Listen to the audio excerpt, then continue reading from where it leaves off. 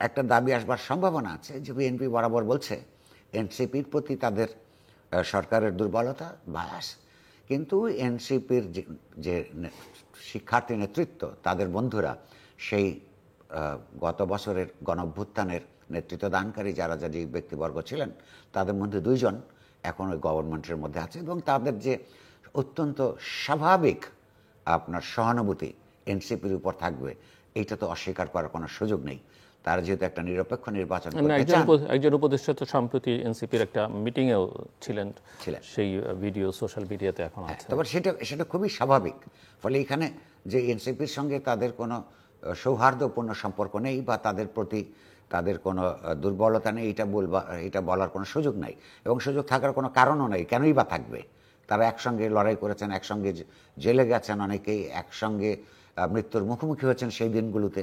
তো এই যে রাস্তার যে বন্ধুত্ব এগুলো অনেক মূল্যবান। যেমন লক্ষ্য করবেন যে যুদ্ধের সময়, যে কোনো যুদ্ধের সময়, যে আমি নিজেই লক্ষ্য করি যে 80-র দশকে আমরা যখন এরশাদ সরকারের বিরুদ্ধে সংগ্রাম করি, বিভিন্ন রাজনৈতিক সংগঠনের নেতাদের বিভিন্ন আপনার মতাদর্শ থাকা সত্ত্বেও কতগুলি কমন সাফারিংস সেগুলোর মধ্যে একটা সৌহার্দ্য করে তোলে। সেটা রাজনৈতিকভাবে বিভিন্নতা মতের থাকলেও দেখা হলে কিন্তু একটা ভিন্ন রকমের অনুভূতির তৈরি হয়। মুক্তিযোদ্ধাদের মধ্যেও আমি লক্ষ্য করেছি, সেটা আরও অনেক বড় ঘটনা, আমাদের ইতিহাসের সবচেয়ে বড় ঘটনা। বিভিন্ন দলের মুক্তিযোদ্ধা তারা রাজনৈতিকভাবে নানানভাবে বিভক্ত, কিন্তু যখন তারা ৭১-এর স্মৃতিচারণ করেন তাদের ভেতরকার যে সম্পর্ক সেটা অন্য সম্পর্কের সাথে আর তুলনা হয় না। ফলে এখানেও মন্ত্রী যে 2 জন আছেন তারা এনসিপির ব্যাপারে দুর্বল থাকবেন, নির্বাচনকালীন সময়েও থাকবেন, এটা তো অস্বাভাবিকতার কোনো কারণ নেই। কিন্তু সেই ক্ষেত্রে বিএনপির দিক থেকে নিরপেক্ষ রাজনীতির কথা বললে, নির্বাচনের কথা বললে তারা নিশ্চয়ই ক্যাবিনেটে সাফল করার কথা বলবেন। এইগুলি আপাতত সেই সব মিটিং আলোচনা হতে পারে। উচিত হবে একই সঙ্গে বিএনপি সবচেয়ে বড় রাজনৈতিক দল হিসেবে সরকারের দিক থেকে সরকারের কতগুলি জাতীয় সমস্যা, এই নির্বাচন সংস্কারের বাইরেও কতগুলি সমস্যা আছে বহির্বিশ্বের থেকে আগত, যেমন ধরুন এই যে পট সংক্রান্ত বিতর্ক।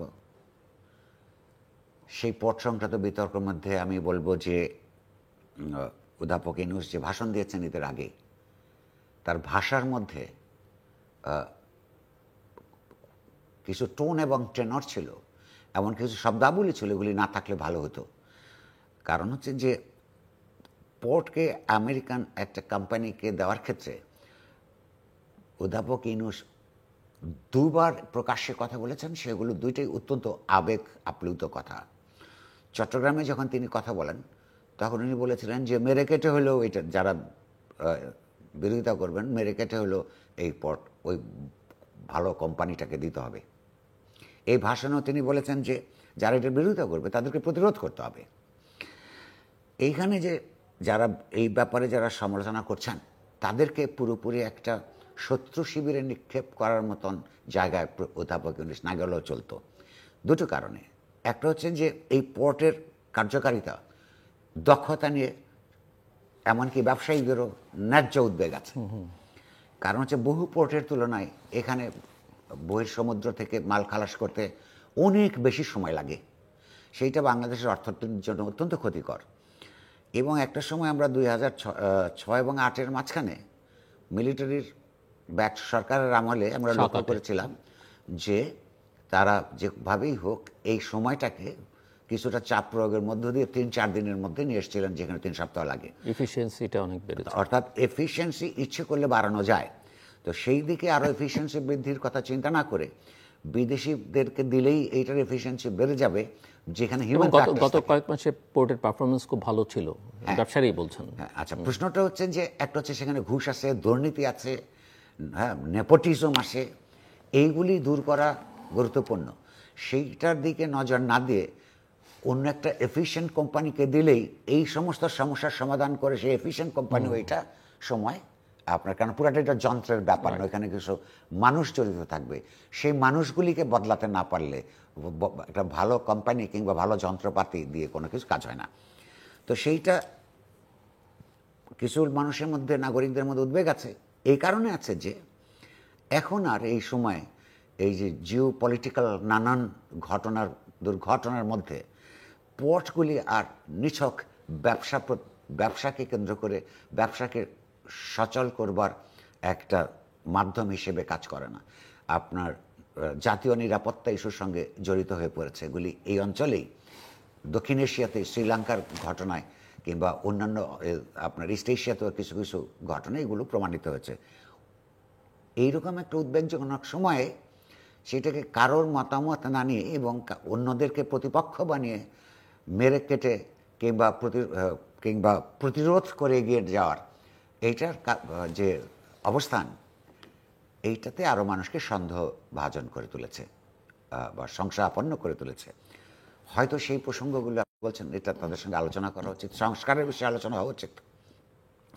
এই কথা তো সত্য যে এই যে কয়েক শত তরুণ, তার মৃত্যু, শিশু, বৃদ্ধ, তারা যে একটা স্বৈরশাহীকে লড়াই করতে গিয়ে সশস্ত্র আক্রমণের মুখে পড়ে যে প্রাণ হারিয়েছেন, তারা কেবলমাত্র একটা নির্বাচনের মাধ্যমে আওয়ামী লীগের অনুপস্থিতিতে বিএনপির ক্ষমতায় যাওয়ার পথকে মসৃণ করবার জন্য এই আত্মত্যাগ সংগঠিত হয় নাই। তো বাংলাদেশে নিশ্চয়ই কতগুলি গণতান্ত্রিক সংস্কার দরকার। সেই গণতান্ত্রিক সংস্কারের ব্যাপারে বিএনপির মনোভঙ্গি এবং তাদের কর্মসূচি কী সে বিষয়ে অধ্যাপক ইউনূসের দিক থেকে প্রশ্ন উত্থাপন করা উচিত হবে।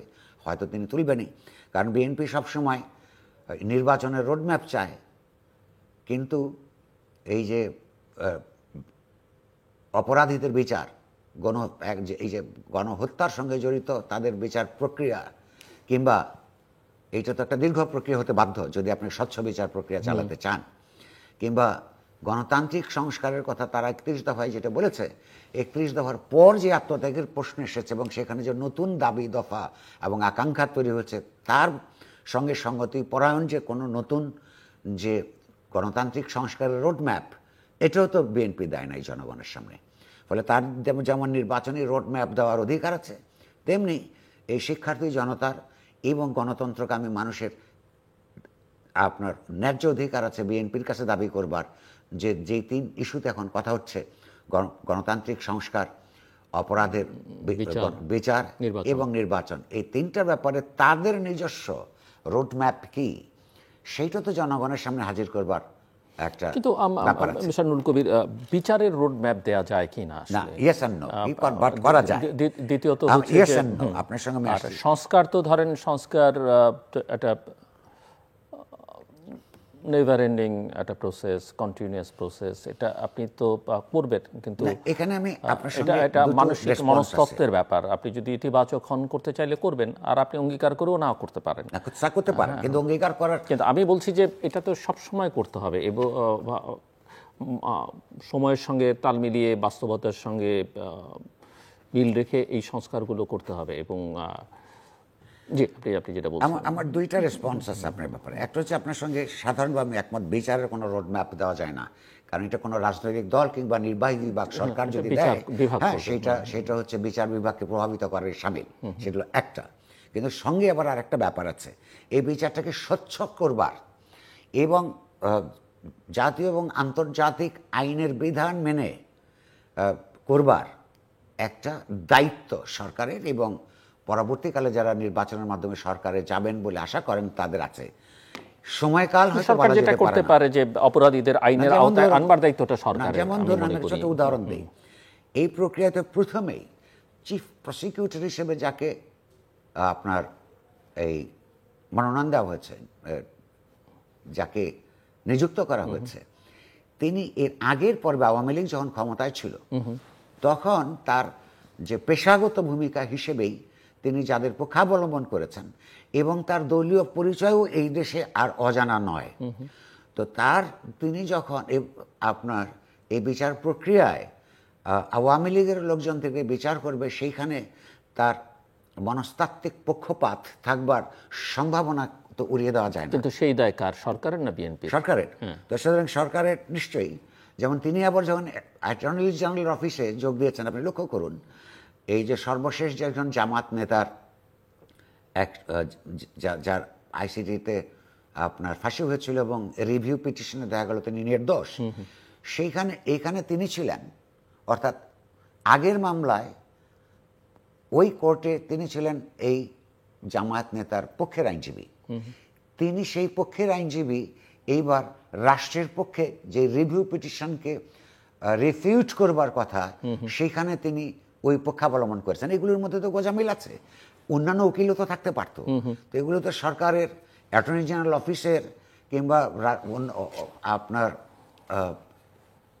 আইন মন্ত্রণালয়ের, তাদের তো দায় আপনি অস্বীকার করবার কোনো সুযোগ নাই। তো সেই ক্ষেত্রে বিএনপি তো বলতেই পারে, তার রোডম্যাপের কথা আমি বলছি যে সে আরও স্বচ্ছভাবে অবিতর্কিত পেশাজীবী পেশাদার লোকদের দিয়ে দুই পক্ষেই আপনার উকিল নিয়োগের ব্যবস্থা করবেন, কথার কথা। আচ্ছা, আর আপনি যেটা বলছেন যে সাংবিধানিক সংস্কার, এটা নিরন্তর প্রক্রিয়া হিসেবে যেটা আপনি বলছেন, এটা ইয়েস অ্যান্ড নো। ধরুন সাংবিধানিক সংস্কার যদি আপনি গণতান্ত্রিক সংস্কারের কথা বলেন, যেই প্রস্তাবগুলি, সেই প্রস্তাবগুলির মধ্যে কতগুলো জিনিস অপরিবর্তনীয় থেকে গেছে।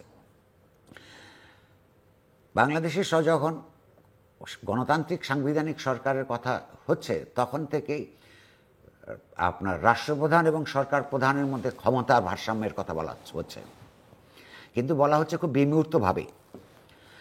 আমরা লক্ষ্য করছি যে সরকার প্রধানের হাতে তিনটে বড় বড় অসীম শক্তির মতন ক্ষমতাধর একজন ব্যক্তি হিসেবে থাকেন। এখানে তিনটে ক্ষমতা থাকে আপনার।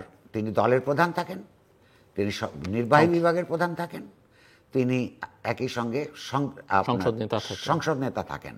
তো একই ব্যক্তির হাতে এত ক্ষমতার কেন্দ্রীভবন কোনো রাষ্ট্রের গণতান্ত্রিক বিকাশের জন্য সঠিক যেমন হতে পারে না, তেমনি যেই ব্যক্তিই থাকেন না কেন, তিনি যত সম্মানিত মানুষই হন না কেন, তার পক্ষেও এতগুলি ক্ষমতা হ্যান্ডেল করতে গেলে আপনার এক ধরনের স্বৈরতান্ত্রিক রূপান্তর তার ভেতরে সংগঠিত হওয়া, তার মননের মধ্যে অসম্ভব নয়।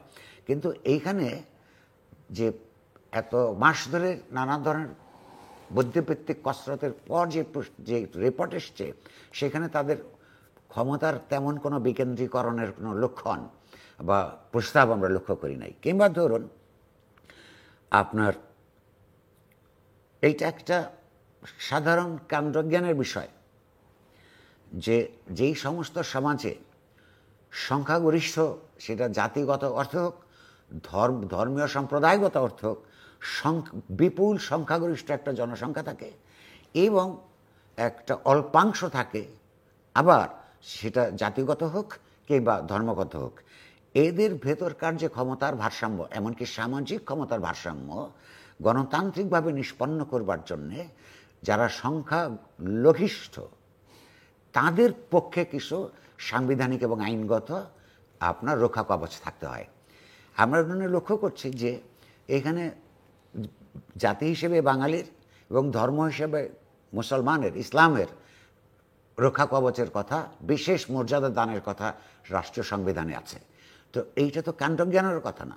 একটা 90% মুসলমান অধ্যুষিত এলাকায় মুসলমানের আধিপত্য রাজনৈতিকভাবে এবং সাংস্কৃতিকভাবে কমে যাবার আসলে কোনো কারণ থাকে না। সেখানে বরং অমুসলমান জনগোষ্ঠীর নিরাপত্তার জন্য বিশেষ মর্যাদা এবং বিশেষ ব্যবস্থা সংরক্ষণ করতে হয়। আমরা কিন্তু এই সমস্ত এই যে প্রস্তাবিত সাংবিধানিক সংস্কারের মধ্যে কিন্তু এই সংস্কারগুলো কিন্তু আমরা লক্ষ্য করি নাই। এই সংস্কারগুলো কিভাবে করবে? মানে এই সংস্কারগুলোতে সংবিধান সংস্কার মানে সংশোধনের প্রশ্নটা সেটা হচ্ছে যে এখানে আমি দুটো পয়েন্ট সামনে আনতে চাই। এক নম্বর হচ্ছে, তাহলে এই সংস্কার কমিশন যাদের যাদের সঙ্গে কথা বলেছে, তারা শুধু এই রিপোর্টটা করে তারপরে তাদের অবস্থানটা নিয়ে তারপরে তার একটা গড় হিসেবে যেগুলো বিতর্কিত হবে সেগুলো হাজির করেছে বা করেন নাই। আমরা আশা করেছি যে সরকারের নিজের একটা রাষ্ট্র দর্শন থাকবে, সেখানে তাদের বক্তব্য এইভাবেই একটা রাষ্ট্রের গণতন্ত্রায়ন সম্ভব সেটাও বলবেন, তারা সেটা বলেন নাই। তো বিএনপি যে গণতন্ত্র আপনি বলছেন, যে আমি বলছিলাম যে তারও একটা রোডম্যাপ দিতে হবে, কিন্তু নিরন্তর প্রক্রিয়া ঠিক আছে, কিন্তু একটা রাষ্ট্রের গণতন্ত্রায়নের জন্যে তার কতগুলি তো স্ট্যান্ডার্ড রুল এবং কতগুলি বিধিবিধান এবং নিয়ম নীতি সারা পৃথিবীতে ইতিমধ্যে প্রতিষ্ঠিত আছে। বিএনপি কিন্তু আমরা সেই দিক থেকে একটা উন্নততর গণতান্ত্রিক সংস্কারের জন্য রাষ্ট্রের কি করবেন তার একটা পরিষ্কার রোডম্যাপ, অর্থাৎ এত বছরের মধ্যে আমরা এই করতে চাই, এত বছরের মধ্যে বা এত মাসের মধ্যে এই করতে চাই, সেগুলো তো তারা হাজির করেন নাই। ফলে তারা কেবলমাত্র সরকারকে বলবেন, কিন্তু নিজেরা তাদের আগামী দিন যারা রাষ্ট্র পরিচালনা করবেন নিজেদের সংস্কারের আপনার রোডম্যাপ দিবেন না, এটা হয় না। যেমন আমরা সরকারের কাছ থেকেও দাবি করছি, রাজনৈতিক দলগুলোর কাছ থেকেও দাবি করছি। এই দাবির মধ্যে কোনো অন্যায্যতা আছে বলে আমার এখনো মনে হয় না। সেই দিক থেকে বলছি যে সব বিষয়ই রাজনৈতিক দলগুলিরও, বিশেষত বড় বড় রাজনৈতিক দলগুলিরও এই আপনার রোডম্যাপ ঘোষণা করবার ব্যাপার আছে। আমি তার ভাষণ সম্পর্কে আরেকটা ছোট কথা বলতে চাই। এটা আমার কাছে একটু খুব শ্রুতিকটু এবং দৃষ্টিকটু লেগেছে। এই সরকার কি ভালো ভালো কাজ করেছে, আচ্ছা ঠিক আছে, সেইটার যদি একটা তালিকা দেওয়া, কারণ ওনারা নিয়মিত রাজনৈতিক সরকারগুলোর মধ্যে ভাষণ দেন না, তার মন্ত্রীরা ঘর থেকে বেরোন না, সারাদিন হলো সকাল সন্ধ্যা অফিস করেন, আর সন্ধ্যার পরে কিছু কিছু রাইটিং ব্যক্তিবর্গের সঙ্গে আলাপ আলোচনা করে কি সব ভবিষ্যৎ পরিকল্পনা করেন, জনগণের সামনে ভাষণ দিতে দেখি না। সেই ওনারা তো ওনাদের এই সরকারের মতো এত প্রেস কে ইনফর্ম করা তো অন্য কোনো সরকার অতীতে করেছে বলে আমার মনে হয় না। সেটা তো প্রেসের পার্ট, সেটা আমি আসছি। এটা তো অমীমাংসিত এখনো। প্রধান উপদেষ্টার প্রেস